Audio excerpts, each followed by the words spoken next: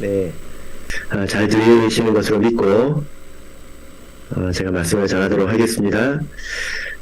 예수 그리스도 이름으로 하나님 말씀 증거하겠습니다. 우리 다 같이 하나님 말씀 마태복음 20장 1절부터 16절까지 말씀을 다 같이 찾겠습니다. 하나님 말씀 마태복음 20장 1절에서 16절까지 말씀을 제가 읽겠습니다. 20장 1절 천국은 마치 품꾼을 얻어 포도원에 들여보내려고 이른 아침에 나간 집주인과 같으니 저가 하루 한 데나리온씩 품꾼들과 약속하여 포도원에 들여보내고 또 제3시에 나가보니 장터에 놀고 섰는 사람들이 또 있는지라 저에게 이르되 너희도 포도원에 들어가라 내가 너희에게 상당하게 주리라 하니 저희가 가고 제6시와 제9시에 또 나가 그와 같이 하고 또 제11시에도 나가보니 섰는 사람들이 또 있는지라 가로되 너희는 어찌하여 종일토록 놀고 여기 섰느뇨 가로되 우리를 품꾼으로 쓰는 이가 없음이니이다 가로되 너희도 포도원에 들어가라 하니라 저물매 포도원 주인이 청지기에게 이르되 품꾼들을 불러 나중 온 자로부터 시작하여 먼저 온 자까지 삭을 주라 하니 제11시에 온 자들이 와서 한 데나리온씩을 받거늘 먼저 온 자들이 와서 더 받을 줄 알았더니 저희도 한 데나리온씩 받은지라 받은 후 집주인을 원망하여 가로되 나중 온 이 사람들은 1시간만 일하였거늘 저희를 종일 수고와 더위를 견딘 우리와 같게 하였나이다. 주인이 그 중에 한 사람에게 대답하여 가로되 친구여 내가 네게 잘못한 것이 없노라. 내가 나와 한 데나리온의 약속을 하지 아니하였느냐. 내 것이나 가지고 가라. 나중 온 이 사람에게 너와 같이 주는 것은 그것이 내 뜻이니라. 내 것을 가지고 내 뜻대로 할 것이 아니냐. 내가 선함으로 내가 악하게 보느냐. 이와 같이 나중된 자로서 먼저 되고 먼저 된 자로서 나중되리라. 아멘. 네, 오늘 이 시간은 먼저 된 자가 나중될 수 있다라는 제목으로 하나님 말씀을 증거하겠습니다. 제가 비록 이렇게 온라인으로 말씀을 전하게 되었지만 저도 여러분을 이렇게 보고 있습니다. 카메라가 앞에 있어서 저도 여러분을 이제 보고 있습니다. 그래서 꼭 한 자리에 있는 것처럼 말씀을 전할 수 있게 되었습니다. 한 번은 어떤 부자 청년이 예수님을 찾아왔습니다. 그래서 질문을 했는데요. 예수님, 내가 어떤 선한 일을 해야 영생을 얻을 수 있겠습니까? 이렇게 예수님께 질문을 했습니다. 예수님께서 그 청년들에게 어떤 대답을 하셨을까요? 예, 가서 계명을 다 지키라 이렇게 말씀을 하셨습니다. 그런데 그 청년이 대답하기를 제가 계명을 어렸을 때부터 다 지켰습니다. 이렇게 대답을 했습니다. 이것은 거짓말은 아니겠죠. 그죠? 예, 그것이 사실이든 사실이지 않든 그 사람은 그렇게 자기가 행했다고 믿고 이렇게 말했을 것입니다. 그런데 예수님께서 너에게 한 가지 부족한 것이 있다. 네 재산을 팔아서 가난한 자들을 다 나눠주고 너는 나를 따르라 이렇게 말씀하셨습니다. 이 내용이 바로 앞에 마태복음 19장에 나타나 있는 그런 내용입니다. 그리고 예수님께서 그에게 한 가지 약속을 하셨는데요. 마태복음 19장 21절을 보겠습니다. 마태복음 19장 21절을 보겠습니다. 네, 이때 예수님께서 그 청년에게 어떤 말씀을 하셨는지 한번 우리 같이 읽어볼까요? 읽겠습니다.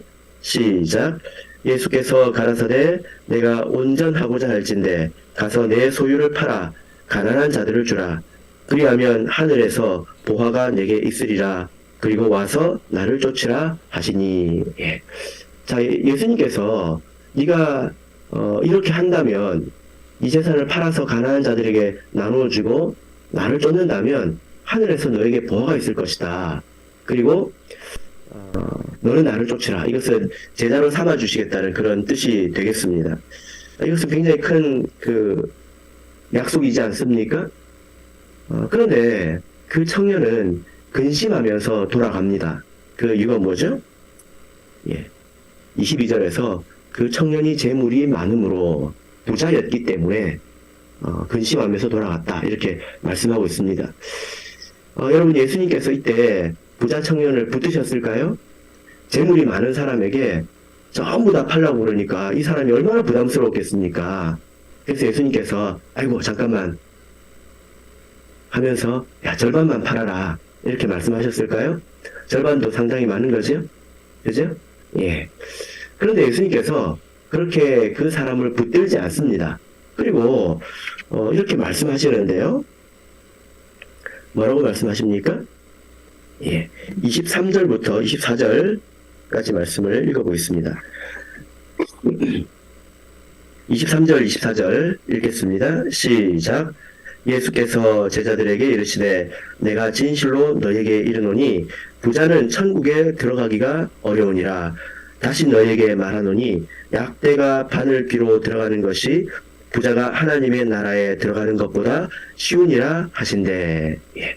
예수님께서 그 부자 청년을 붙드신 것이 아니라 그가 등을 돌린 그 상황에 대해서 제자들에게 설명을 해주고 계십니다. 부자는 이렇게 천국에 들어가기 어렵다 하고 제자들에게 말씀을 해주고 계시죠. 여러분 참 다행이지 않습니까? 우리는 부자가 아니라서 참 다행이죠. 여러분 재산이 얼마나 있어야 부자일까요? 좀 돈이 많으면 갑자기 근심이 되십니까? 예. 아마 우리 저기 동남아에 있는 우리 참예수교 성도들은 한국에 있는 여러분들을 보고 전부 다 부자라고 할 것입니다. 특히 저기 미얀마에 있는 성도들은 여러분들 보고 다 부자라고 할 거예요. 그런데 여러분 너무 걱정하지 마십시오. 여기서 말하는 하나님의 나라는 저 천국을 말하는 것은 아닙니다. 죽으면 가는 저 천국을 말하는 것이 아니라 이 세상에 있는 하나님의 나라, 영적인 세계, 곧 교회를 말하는 것입니다. 여러분들은 이미 이 교회 안으로 들어오지 않았습니까? 그러니까 여러분들은 걱정할 필요가 없겠죠? 근데 이 말씀처럼 가진 것이 많은 사람이 믿음 안으로 들어온 것은 정말 어렵습니다. 그때 예수님께서 이런 상황에 대해서 말씀을 하셨을 때 베드로가 예수님에게 묻죠. 참 베드로가 기회를 잘 포착을 합니다. 27절 보겠습니다. 27절 읽겠습니다. 시작. 이에 베드로가 대답하여 가로되 보소서 우리가 모든 것을 버리고 주를 쫓아 싸우니 그런즉 우리가 무엇을 얻으리까? 지금 이 부자 청년에게 약속을 하셨잖아요. 네가 재산을 팔아서 가난한 자들에게 주면 너는 하늘에서 큰 복을 받을 것이다. 그리고 나를 쫓으라. 이렇게 말씀을 하셨습니다. 베드로가 예수님 우리는 다 버리고 예수님을 지금 쫓고 있는데 우리는 무엇을 받을 수 있나요? 라고 이렇게 물어보죠. 베드로가 기회를 참 잘 포착하지 않습니까? 베드로는 무엇을 받을 수 있을까요? 28절, 29절을 보면 이렇게 말씀이 있습니다. 베드로에게 약속된 것, 이 하나님 나라 안으로 들어온 자들에게 약속된 것이 여기 기록이 되어 있습니다. 28절, 29절 자 읽겠습니다. 시작. 예수께서 가라사대 내가 진실로 너에게 이르노니 세상이 새롭게 되어 인자가 자기 영광의 보좌에 앉을 때에 나를 쫓는 너희도 12 보좌에 앉아 이스라엘 12지파를 심판하리라. 또 내 이름을 위하여 집이나 형제나 자매나 부모나 자식이나 전토를 벌인 자마다 여러 배를 받고 또 영생을 상속하리라. 자, 여기 보시면 예수님께서 베드로한테 야 너는 뭘 그런 걸 물어보냐, 뭘 그런 걸 욕심을 내냐 이렇게 말씀하시지 않고 그에게 약속된 것을 이야기를 해주십니다. 자, 28절 보면 세상이 새롭게 되어 라고 말씀을 하고 있는데 이 세상이 새롭게 되어는 저 천국을 말하는 건 아니에요. 저 새하늘과 새 땅을 말하는 것은 아닙니다. 그 원문을 보면 중생 안에서라고 되어 있습니다. 여러분 중생이 뭔지는 익숙하시죠? 예, 우리가 세례를 받을 때 우리가 하나님의 자녀로 또 거듭나지 않습니까? 그것을 말합니다. 이것은 영적인 이 하나님 나라 안에서 서로 다스릴 수 있다라는 거죠. 그죠? 그리고 29절 보시면 이 살아있는 동안에는 어떤 은혜를 받습니까? 예, 버린 것의 여러 배를 받는다라고 말하고 있습니다. 내가 하나님의 나라에 들어오기 위해서 버린 것이 있다면 여러 배를 받는다라고 말하고 있습니다. 여러분 이것은 우리가 죽고 나서 저 천국에서 말하는 것이 천국에서 받을 것에 대해서 말하는 것이 아니죠. 그죠? 예, 그리고 천국에서는 영생을 상속한다 이렇게 말씀을 하고 있는 것입니다. 우리 디모데 전서 4장 8절 보시면 육체의 연습은 약간의 유익이 있으나 경건은 범사에 유익하니 금생과 내생에 약속이 있느니라. 그래서 하나님을 잘 믿게 되면 지금 우리가 사는 동안에 축복을 받게 되고 그리고 영생을 상속하게 되죠. 그죠? 그래서 예수님께서 아주 구체적으로 우리 영적인 이 지상에 있는 영적인 나라에서 우리가 얻는 것과 그리고 우리가 이 땅에서의 삶에서 얻는 것과 또 영원한 세계에서 얻는 것에 대해서 이렇게 말씀을 해주셨습니다. 이 말을 들은 베드로의 기분이 어땠을까요? 굉장히 기분이 좋았겠죠? 예수님께서 이렇게 많은 것을 주시겠다고 약속하셨으니까. 그죠? 그런데 그때 한 가지 경고의 말씀을 하십니다. 어떤 말씀을 하십니까? 자, 30절 읽어보겠습니다. 시작. 그러나 먼저 된 자로서 나중되고 나중된 자로서 먼저 될 자가 많으니라. 이렇게 말씀을 하셨습니다. 여러분, 이 말씀이 맞죠? 예수님께서 하신 말씀이 맞습니다. 우리가 하나님 나라를 위해서 버린다고 했을 때, 여러분들께서도 믿음 안으로 들어오기 위해서 또 믿음을 지키기 위해서 버리신 것들이 있을 것입니다. 그러나 사실 그것은 우리에게 다시 돌아오는 것들이죠. 그죠? 그리고 우리가 그것으로 인해서 또 영생을 얻게 됩니다. 하나님께서는 물 한 잔, 냉수 한 잔의 수고도 절대 잊지 않으시는 분입니다. 냉수 그러면 시원한 물이 아니라 끓이지 않은 물을 말하거든요. 끓이는 수고조차 들어가지 않은 아주 작은 수고를 말합니다. 그 수고조차도 하나님께서는 잊지 않으신다고 말씀하시지 않습니까? 하물며 이 믿음 안으로 들어오기 위해서 또 믿음을 지키기 위해서 내가 버린 것들이 있다면 그것에 대해서 하나님께서 어떻게 그것을 잊으시겠습니까? 반드시 우리에게 좋은 것으로 갚아주시리라고 믿습니다.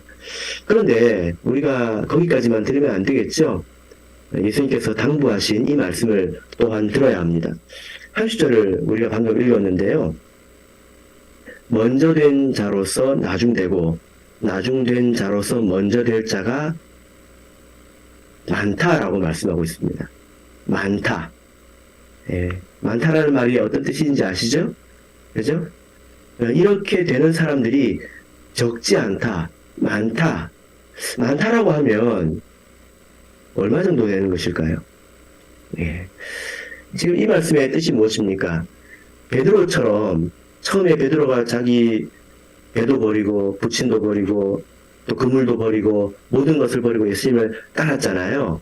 그죠? 그래서 베드로는 예수님 가장 가까이서 예수님을 섬길 수 있는 그런 사람이었습니다. 근데 그렇게 예수님의 가장 근접해 있던 그 사람이 시간이 지나면 뒤처지게 되고 예수님과 멀리 있게 되고 또 뒤에 있던 사람들이 예수님과 나중에는 가까이 있게 되고 이런 일들이 많이 있다는 것입니다. 그래서 예수님께서 한 가지 경고를 하신 것인데요. 베드로 네가 많은 것을 버리고 나를 쫓았기 때문에 너에게 이런 것들이 약속이 되어 있다. 하지만 네가 계속 먼저 된 자리에 있을 것이라고 착각하지는 마라. 그런 사람들이 나중 될 자들이 많다. 이렇게 말씀하고 계시는 것입니다. 이것이 참 위험한 것이죠. 그리고 이어서 20장에 오늘 본문의 말씀을 말씀해 주고 계십니다. 흔히 이 비유를 포도원의 품꾼의 비유다 이렇게 말씀을 하는데요. 방금 우리가 읽었던 19장 30절 말씀과 우리 본문 20장 1절부터 16절까지의 말씀 가운데서 16절 보시면 동일한 말씀이 기록되어 있지 않습니까? 19장 30절과 20장 16절이 말씀이 같잖아요. 이와 같이 나중된 자로서 먼저 되고 먼저 된 자로서 나중된다. 그러니까 이 말씀은 앞에 있는 말씀을 가지고 우리가 먼저 이해하고 읽어야 된다라는 것입니다. 어떻게 해서 먼저 된 자가 나중되는가? 나중된 자가 먼저 된 자가 나중된다라고 하는 말이 무엇인가? 또 어떻게 해서 그런 일들이 일어나는가에 대해서 지금 풀어서 말씀을 해주고 계신다라는 것입니다. 실제로 여러분들께서도 느끼시겠지만 교회에서 보면 믿음과 헌신의 이 순위가 바뀌는 경우가 있지 않습니까? 사실 진정한 신앙과 헌신은 그것이 바뀌지 않습니다. 그러나 한때 헌신했던 사람이 뒷짐지고 관망하고 오히려 비판하고 그런 경우를 또 보기도 합니다. 심지어 교회를 멀리하고 믿음을 떠나는 경우도 보게 되죠. 저도 그런 이야기를 몇 번 들어본 적이 있습니다. 어떤 분이 드문드문 교회를 나오시는데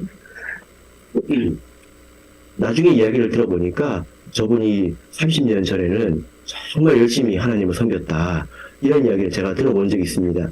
그때 과거의 이야기를 들어보면 야, 지금 나보다도 훨씬 더 열심히 하셨구나. 이런 것을 제가 청년 시절에 부산교회에서 느껴본 적이 있었거든요. 그 이야기를 들어본 적이 있었단 말입니다. 그래서 제가 그때 들었던 생각이 뭐냐면은 저분이 그렇게 열심히 섬기고 열심히 기도하셨는데 지금 30년이 지난 이후에 20, 30년이 지난 이후에 지금 저렇게 밖에 있다면 나는 20년 뒤에 30년 뒤에 저렇게 되지는 않을까? 그렇게 되지 말라는 법이 있는가? 이런 생각을 제가 그때 청년 시절에 해본 적이 있었습니다. 두려운 마음을 가지고 그 생각을 했던 적이 있습니다. 우리가 다 이런 생각을 가질 줄 알아야 합니다. 예수님께서 베드로에게 이 말씀을 하시지 않았습니까? 베드로는 수제자입니다. 예수님을 가장 가까이서 섬겼던 사람입니다.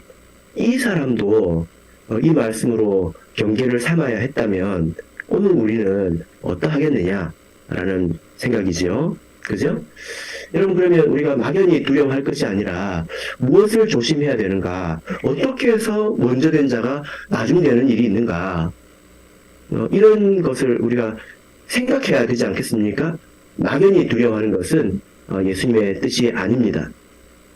자, 그래서 예수님께서 이와 같이 먼저 된 자가 나중 된다 라고 말씀을 해 주셨는데요.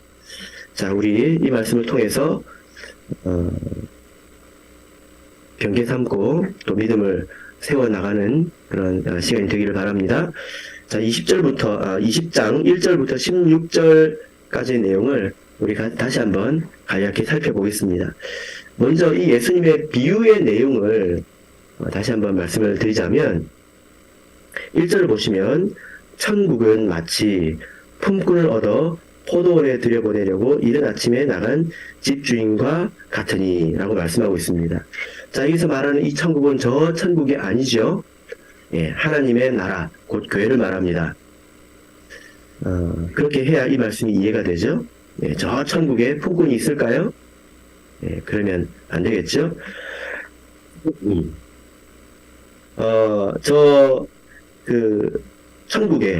이 천국에 일어난 일들이 이와 같다. 어떤 주인이 일용직 일꾼을 구하러 나간 것과 같다. 이렇게 말씀을 하고 있습니다. 그래서 어떤 주인이 일꾼을 구하기 위해서 인력 시장에 나가봤습니다. 여러분 혹시 그런 곳에 가보신 적 있으십니까? 제가 예전에 이른 아침에 우리 그 교회 청년들과 등산을 가려고 새벽 5시 정도 됐던 것 같습니다. 거기 그때 그 김밥나라라는 곳에 이제 제가 갔습니다. 왜냐하면 이제 뭐라도 먹고 등산을 가야 되니까 갔거든요. 이 시간에 뭐 사람이 얼마나 있겠나. 근데 왜 식당이 문을 열었지? 하고 제가 좀 의아하게 생각하고 들어갔는데 사람이 너무 많은 거예요. 근데 메뉴가 다 같았습니다. 뭐였냐면 김밥 한 줄에 거기 가면 나오는 그런 국 있지 않습니까? 다시다국 있잖아요. 그죠? 예, 다시다에다가 후추 풀어가지고 주는 국 있지 않습니까? 사람들이 그걸 다 먹고 있는데 복장이 전부 이제 인부 복장이더라고요. 아, 저분들이 지금 인력시장에 나가려고 하시는 분들이구나. 그리고 그때가 되면 그 인력시장 앞에는 사람들이 바글바글 하죠. 예, 그래서 일을 구하고 있는 것입니다. 천국은 이와 같다는 거죠.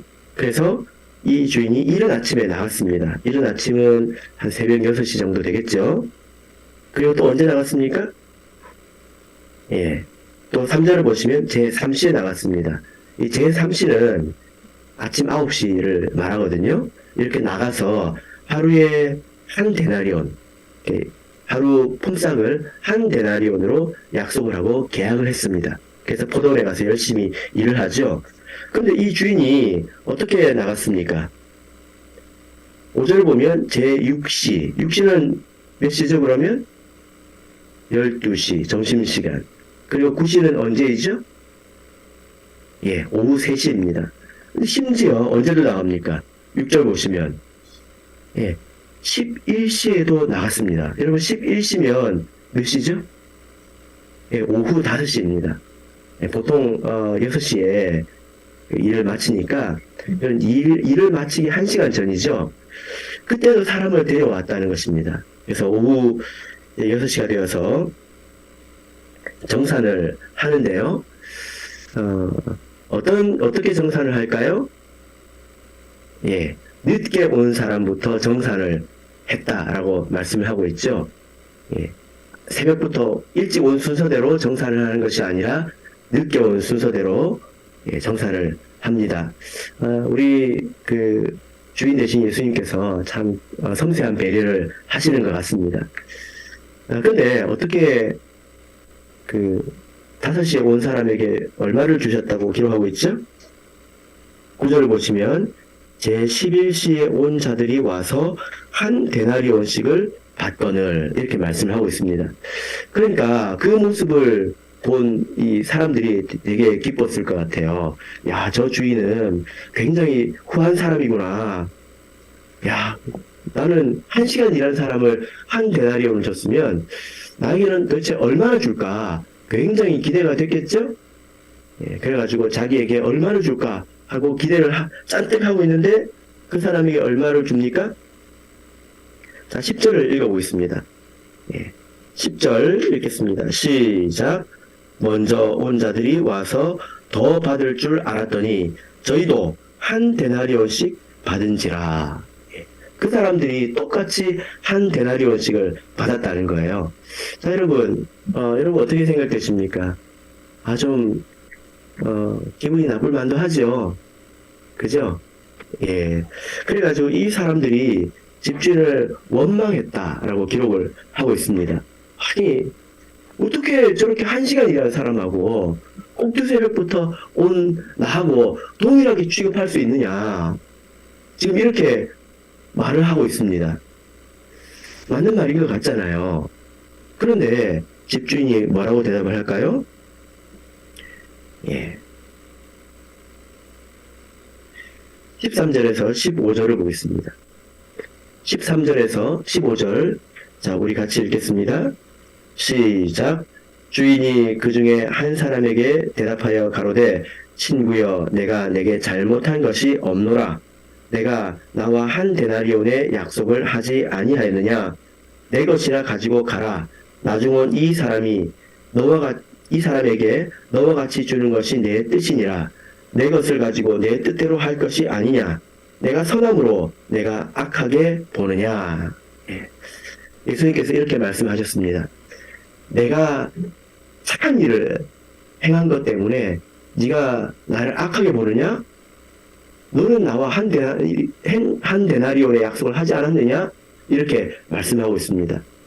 여러분 이것을 좀 풀어서 이해할 필요가 있겠죠. 여러분 어떤 가장이 자기 밭도 없고 소유가 없어서 이 일용직 시장에 나갔다고 한번 생각해 보십시오. 그런데 거기서도 뭐 짐을 잘 질 것 같은 사람, 또 힘이 있는 사람, 그런 사람들이 대체적으로 먼저 이렇게 불려 나가지 않습니까? 비실비실하고 힘없는 사람들은 이렇게 이제 불려가지 않잖아요, 보면. 그런데 이 사람이 오후 5시가 될 때까지 거기 있다는 상상을 한번 해보십시오. 얼마나 그게 비참합니까? 자기 집에도 가족이 있을 것이고 또 자기 집에도 아기들이 있을 텐데 그 아이들이 아빠만 기다리고 있지 않겠습니까? 그 아내가 오늘은 우리 남편이 돈을 좀 벌어오려나, 하루를 벌어야 하루를 먹고 살 수 있으니까 내일은 우리가 먹을 수 있으려나, 이렇게 기다리고 있지 않겠습니까? 이 사람이 이렇게 오후 5시까지 거기를 기다리고 있었을 때 그 사람의 심정이 어떠했겠냐 이 말이에요. 그래서 그 사람을 불러온 주인도 참 마음이 넉넉한 분이죠. 그죠? 그리고 제일 먼저 온 사람에게 한 데나리온을 줬을 때 이 사람은 나는 10분의 1 데나리온이라 받아갈까? 내일은 수제비 먹어야 되는 거 아닐까? 뭐 이런 생각 하지 않았겠습니까? 그런데 이 사람에게 가장 먼저 이렇게 한 데나리온을 준 것은 정말 이 주인의 마음이 얼마나 넉넉하고 또 배려심이 있는가, 이것을 보여주는 그런 대목입니다. 이렇게 주인이 착한 일을 했는데 그것 때문에 나를 악하다고 지금 하느냐? 지금 이 말씀이에요. 이해되시죠? 그죠? 그래서 이 주인이 뭐라고 말합니까? 네 것이나 가지고 떠나가라, 이렇게 말씀을 하는 것입니다. 여러분 그 다음 날이 되었습니다. 일용직 시장에 다시 사람들이 모였겠죠? 주인이 가서 누구를 불렀을까요? 예, 이것은 우리가 상상해 보는 것입니다. 성경에는 없죠. 그러나 우리가 상상해 볼 수 있습니다. 그 다음날 가서 그 사람이 있다면, 원망한 그 사람이 있다면 누를까요? 여기서 보면 네 것이나 가지고 떠나가라, 네 것이나 가지고 가라, 예, 이렇게 말씀하셨습니다. 만약에 어제 오후 5시에 부름을 받아가지고 1시간 일하고 한 데나리온을 받은 사람이 그 다음날 새벽에 부름을 받았다면 그 사람은 어떤 마음으로 일했을까요? 아이, 좀 늦게 불림을 받아야 조금 일하고 많이 받는데 그랬을까요? 그러면 사람이 아니죠. 그죠? 예, 그러지 않았을 것입니다. 어제 내가 못한 일을 오늘이라도 내가 해야 되겠다, 이런 마음을 가지고 아마 열심히 하지 않았겠습니까? 예, 이것이 바로 먼저 된 자가 나중된다, 또 나중된 자가 먼저 된다 라는 말씀의 뜻입니다. 이런 식으로 교회 안에서도 먼저 된 자가 나중된다는 거예요. 이런 식으로 나중된 자가 또 먼저 된다는 것입니다. 그래서 우리가 내가 지금 하나님을 가까이서 섬기고 있다 하더라도 우리가 이런 식으로 멀어질 수 있다는 거예요. 여러분, 그래서 우리가 조심해야 될 것이 무엇일까요? 예. 그래서 우리가 이것을 한번 생각을 해보자면, 이른 새벽에 불려온 자, 이 사람을 먼저 된 자라고 우리가 부른다면, 먼저 된 자는 어떤 생각이었을까요? 마음에 어떤 생각을 했을까요? 예. 그 마음의 생각을 우리가 좀 정리된 말로 표현을 해보자면, 이 사람은 대가의식이 있었던 사람이라고 볼 수 있습니다. 혹은 공로의식이라고 볼 수가 있죠. 은혜를 잊어버린 사람입니다. 자기가 일한 것에 대가를 받는다는 생각밖에는 없었다는 것입니다. 먼저 된 자가 한 데나리온을 받은 것은 자기가 일한 것에 대해서 받은 그 대가이지 않습니까? 그죠? 예, 대가라고 하는 것은 마땅히 받아야 될 것을 말합니다. 그런데요, 대가이기만 합니까? 그게 전부는 아니잖아요. 예, 엄밀히 따지자면 주인이 일을 주는 것입니다. 그래서 그것은 대가이기 이전에 은혜라는 것입니다. 이 말씀 이해되십니까? 예를 들어서 어떤 사람이 그림을 잘 그려가지고 그림을 이렇게 그렸는데 이게 세상에 하나밖에 없어요. 그래가지고 세상에 사고 싶은 사람들이 많이 있었는데 그 중에 한 어떤 부자가 비싼 돈을 주고 그 그림을 샀습니다. 그러면 그것은 순수한 대가이죠. 그걸 가지고 어떤 사람이 내 그림을 사줬으니 은혜다 이렇게 말을 할 수는 없을 것입니다. 그런데 오늘 이야기는 그런 이야기가 아니지 않습니까? 인력시장에 100명이 있습니다. 많은 사람이 있습니다. 그런데 그 중에 어떤 그 주인이 와가지고 많은 사람들 가운데서 나를 택해줬다는 것입니다. 그래서 일할 수 있는 기회를 줬다는 거예요. 기회를. 그래서 일을 했고 그 일의 대가를 얻었다는 것입니다. 그래서 이것은 대가이긴 하지만 그 이전에 무엇을 받은 것입니까? 일할 수 있는 기회를 받은 것이죠. 그죠? 예. 그래서 돈을 받으면서 뭐라고 해야 되죠? 감사합니다 라고 해야 되지 않겠습니까? 네, 마땅히 그렇습니다. 오늘 이 본문에서 먼저 된 사람들이 착각한 게 있는데요. 자, 3절을 보겠습니다.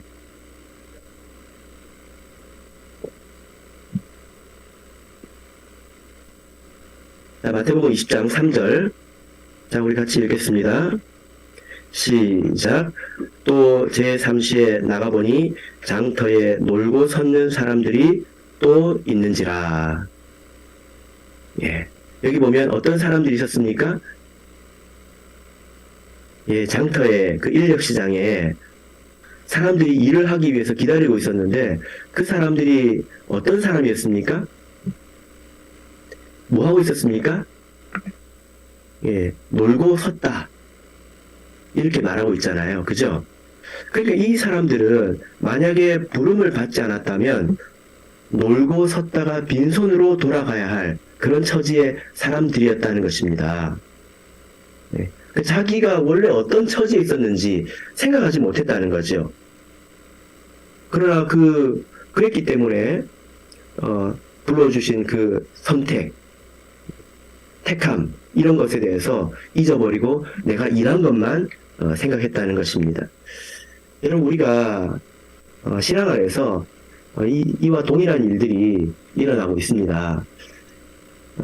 교회에서 하나님을 섬기는 것은 세상에서 시간 있는 사람들이 하는 거죠. 예. 여러분 누가 놀고 섰는 자일까요? 누가 놀고 섰는 자일까요? 예. 이것은 하나님 일을 하지 않는 것, 세상 일을 말하는 것입니다. 왜냐하면 세상에서 내가 하는 일들은 아무리 그것이 존귀한 일이라도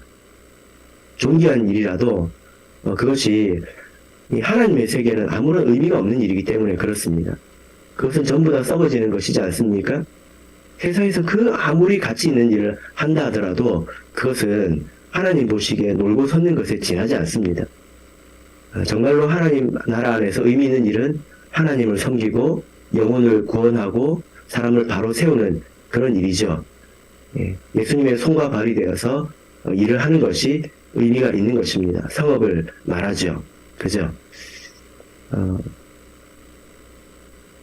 우리가 이것을 균형 있게 생각할 필요가 있지만 결과적으로 보자면 이와 같습니다. 세상의 일은 내가 하나님을 섬기는 것의 도구에 불과한 것입니다. 네. 그것에 비하면 큰 의미가 없죠.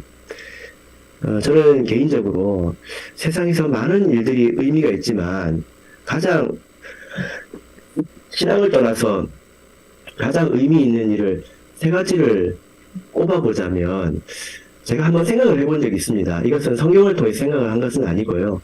세상에서 가장 의미 있는 일이 무엇일까 생각을 할 때 저는 세 가지가 생각이 나더라고요. 첫 번째는 가르치는 일입니다. 사람을 바르게 가르치는 일이죠. 두 번째는 사람을 고치는 일입니다. 의사를 말하는 거죠. 세 번째는 정치입니다. 왜냐하면 세상 여러 사람들을 균형 있게 살아가도록 도와주는 일이지 않습니까? 정치하는 사람들이 못된 짓을 많이 해서 그렇지 정치라고 하는 것은 사실 굉장히 의미 있는 일이죠. 이것이 어찌 보면 세상에서 가장 신앙을 떠나서 생각할 때는 가장 의미 있는 일이 아닌가 이렇게 생각을 제가 해봤습니다. 그런데 그런 일들이 진짜로 얼마나 의미가 있을까요? 영적인 세계를 통해서 고려해보자면 얼마나 큰 의미가 있을까요? 아주 극단적으로 이야기해보자면 똑똑한 사람들이 죄를 많이 짓잖아요. 세상을 보면 실컷 가르쳐놨더니 그 아이들이 이 똑똑한 머리 가지고 죄를 짓는 것입니다. 아프면 죄를 안 지을 텐데 고쳐주니까 멀쩡히 나가지고 또 죄를 짓는 것입니다. 그래서 이 하나님을 섬기는 일과 세상 일을 비교해보자면 이것은 근본적으로 다른 일이죠. 영원한 세계를 생각해보자면 그와 같다는 것입니다. 그래서 우리가 하나님을 섬기지 않는다면 놀고 섰는 사람에 지나지 않습니다. 그러나 하나님께서 우리를 이 안으로 불러주셔서 일을 할 수 있도록 하게 해주셨는데 우리가 만약에 내가 이렇게 선택받았다, 부르심을 받았다 이것을 잊어버린다면 내가 한 일에 대해서 내가 이만큼 했는데 내가 저만큼 했는데 하고 스스로 이렇게 높아지게 되겠죠. 그렇죠? 예. 우리가 이렇게 택함 받은 것에 대해서 감사해야지 내가 누구보다 일을 많이 했다, 내가 어떤 일을 했다 이렇게 말할 수 있는 것은 아닙니다. 만약에 우리가 이렇게 자기가 한 것으로 자기를 높이고 또 다른 사람을 비판한다면 그 사람이 결국에는 대가의식에 충만해져서 나중된 자가 될 것입니다. 그렇게 될 수밖에 없는 거죠. 이 공로의식 또 대가의식에 빠지게 되면 마귀에게 틈을 타기가 참 좋습니다. 사람들이 인정해주지 않으면 섭섭해지게 되겠죠. 뿐만이 아니라 또 내 인생이 형통하지 못한다면 좀 어려움이 생긴다면 내가 이렇게 열심히 하나님을 믿었는데 왜 하나님은 나한테 아무것도 안 해주시지? 이런 섭섭한 마음이 들 것입니다. 그래서 시험에 빠지게 된다라는 거죠. 그래서 여러분 우리가 항상 근본을 생각해야 합니다. 우리가 하나님께서 나를 불러주시지 않았다면 나는 지금 어디서 무엇을 하고 있었을까? 여러분 한번 생각해 보시길 바랍니다. 저도 간혹 그런 생각을 해보거든요.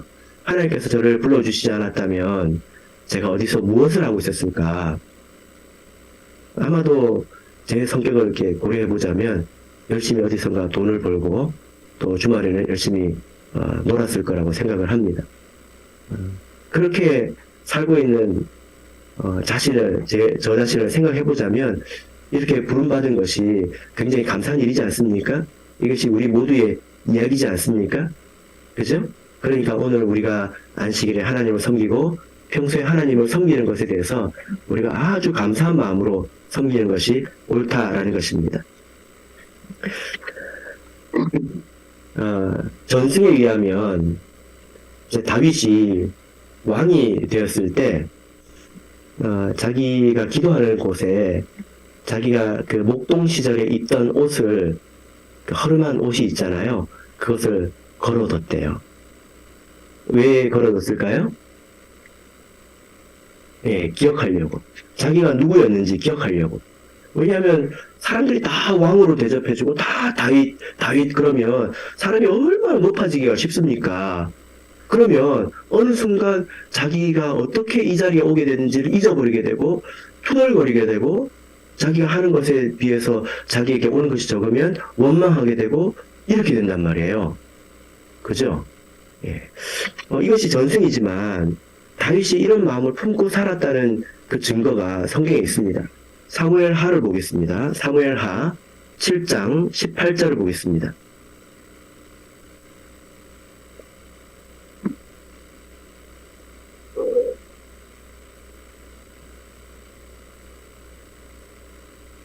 사무엘하 7장 18절. 자, 우리 같이 읽겠습니다. 시작. 다윗 왕이 여호와 앞에 들어가 앉아서 가로되 주 여호와여 나는 누구오며 내 집은 무엇이간데 나로 이에 이르게 하셨나이까. 예. 여호와 앞에 들어가 앉아서 이런 말을 했죠. 내가 도대체 누구이길래 우리 집이 도대체 어떤 집이길래 나로 여기에 이르게 하셨습니까? 다윗이 항상 이 마음을 품고 살게 하셨다는 것입니다. 아무리 세상에서 고귀한 일을 한다 하더라도 우리가 믿음 안에서 하나님을 섬기는 일만은 못하죠. 두 번째로 이 먼저 된 자들의 마음을 살펴보면 이 사람들은 비교하고 있습니다. 비교 의식이 있다는 거예요. 한국 사람들이 시샘이 강하지 않습니까? 비교를 많이 하지 않습니까? 그래서 희한하죠. 사촌이 땅을 샀는데 누구 배가 아파요? 네. 사촌이 땅을 샀는데 왜 내 배가 아프냐고요. 이게 한국 사람들 아닙니까? 그래서 다른 사람의 형편과 자기를 비교하는 이런 일들이 참 한국 사람들의 뇌리 속에 좀 있는 것 같습니다. 믿음 안에서도 마찬가지인데요. 다른 사람과 자기를 이렇게 비교하면 우리가 신앙생활을 행복하게 할 수가 없습니다. 오늘 본문에 먼저 된 자도 1시간 일한 이 사람이 인정받는 모습을 보고 그와 비교하지 않았습니까? 좀 너그럽게 생각했다면 저 사람도 참 다행이다. 빈손으로 돌아갔으면 집에서 가족들이 얼마나 힘들었겠나. 얼마나 또 가족들 보기에 면목이 없었을까. 그렇게 마음을 가져줄 수 있지 않을까요? 그리고 저 사람도 내일 아침부터 나랑 같이 일을 했으면 좋겠다. 이런 마음을 가지면 얼마나 좋았겠습니까? 나도 아침부터 부름을 받았는데 저 사람도 아침부터 하고 같이 일을 하면 참 좋겠다. 이런 마음을 가지면 얼마나 좋을까요? 그런데 그런 마음이 없고 저 사람이 나보다 조금 일했다. 나는 많이 일했다. 근데 받은 것은 같다. 이렇게 비교하고 있지 않습니까? 그래서 예수님께서 이 주인께서 하신 말씀이 뭐라고 말씀하십니까? 13절을 보시면 뭐라고 하십니까? 내가 나와 한 데나리온의 약속을 하지 아니하였느냐. 중요한 것은 너와 나와의 약속이고 너와 나와의 관계이지 그 사람이 도대체 무엇이 중요하냐 이렇게 말씀하고 있습니다. 신앙 안에서도 그럴 수 있죠. 그죠? 어떤 사람은 모태신앙으로 또 어렸을 때 부름을 받아가지고 평생을 뼈골 빠지게 하나님을 섬기는 사람도 있는데요. 어떤 사람은 뒤늦게 부르심을 받아가지고 평생 섬기만 받다가 또 천국 가시는 분들도 있어요. 부럽습니까? 감사한 일이죠. 그런데 그렇게 해서 부름을 못 받으면 어떡합니까? 그죠? 평생 하나님을 섬기는 것이 사실 더 좋은 일이고 또 더 감사한 일입니다.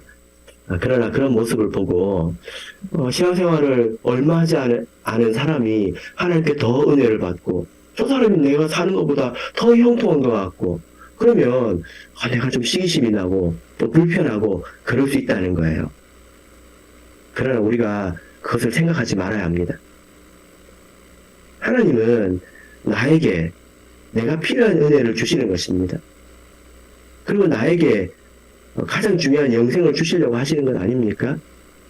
하나님이 나를 아시기 때문에 내가 필요한 것을 주시는 것입니다. 내가 감당할 수 있는 것을 주시고 내가 감당치 못하는 것을 주시지 않는 것이고, 내가 해야 될 일을 주시는 것이지요. 그 사람에게도 마찬가지입니다. 우리가 다른 사람의 인생을 모르잖아요. 그죠? 예.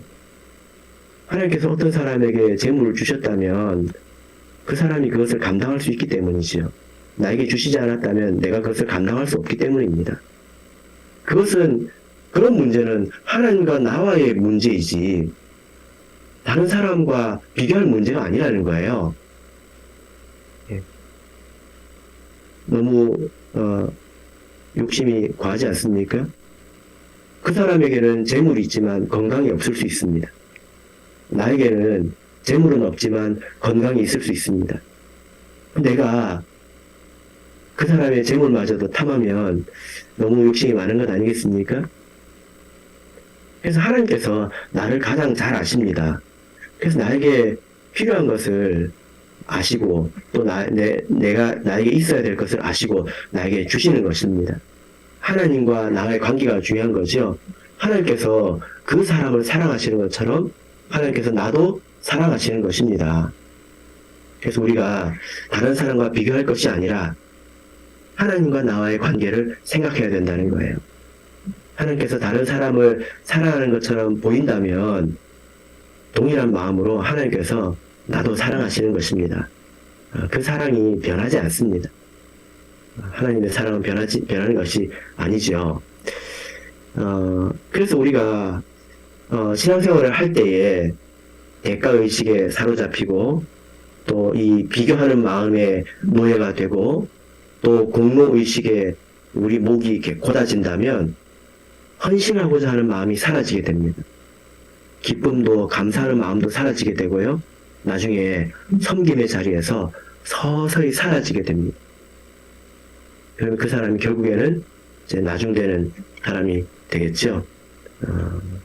바로기는 저와 여러분이 항상 동일한 마음으로 하나님을 기쁘게 섬기게 되기를 바랍니다.